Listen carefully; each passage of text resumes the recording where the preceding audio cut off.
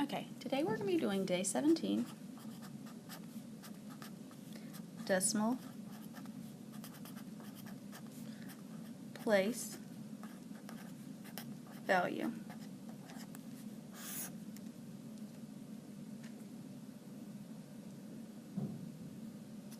Okay, so this is extremely important that you understand this because we're going to be using this for the rest of the year. We'll be multiplying, dividing, adding, and subtracting decimal place values. Okay, we're going to start out with the number 12.45. That is a decimal. It is not a comma. So it's super important that you make sure your decimal looks like a decimal. So we read this in two ways. We first look at everything before the decimal, and that number is 12. So I'm going to write down 12. Then that decimal reads as an and. Now we do everything after the decimal. That number is 45. So I'm going to write 40.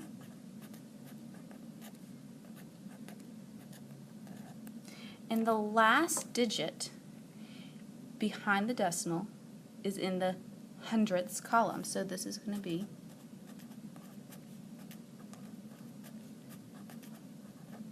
this is read 12 and 45 hundredths.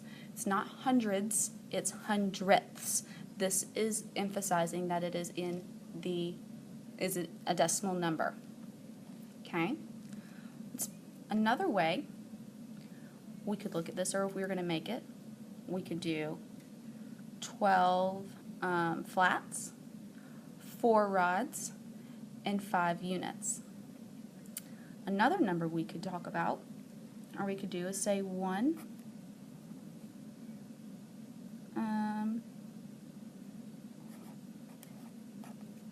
Here, this number, if you saw this pop up on the cash register, you'd say, okay, I owe $1.05.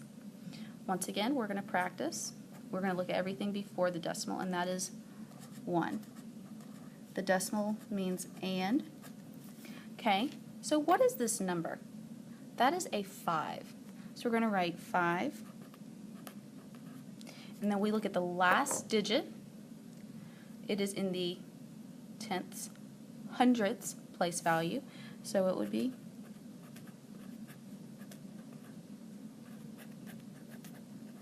1 and 5 hundredths.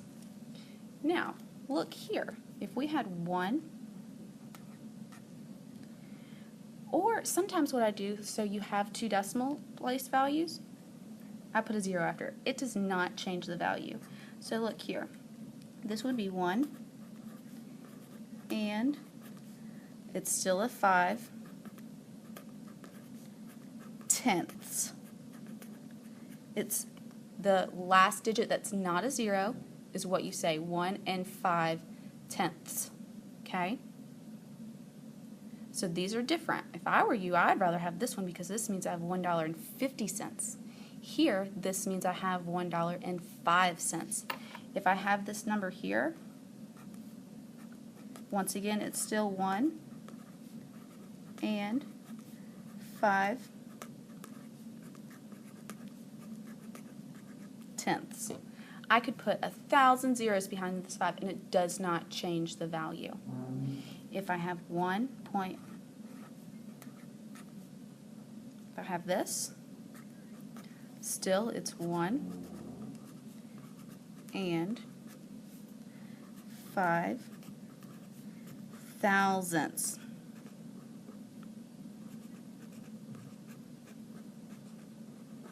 Because the last digit that's not a 0, that's the one that has this word attached to it, and it is in the tenths, hundredths, thousandths place. So it's 1 and 5 thousandths.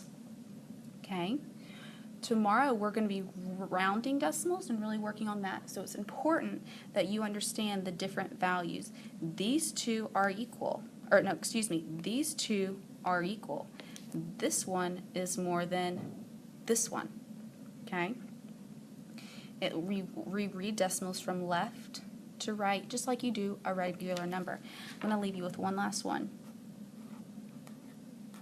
Actually, two. You see here, I did not put a decimal. If you don't see a decimal, then you don't need to put a decimal there. This would be read just like normal. 105. And if you want to say 105, that's perfectly fine. 105 is what this number is, and here this one would once again be 100.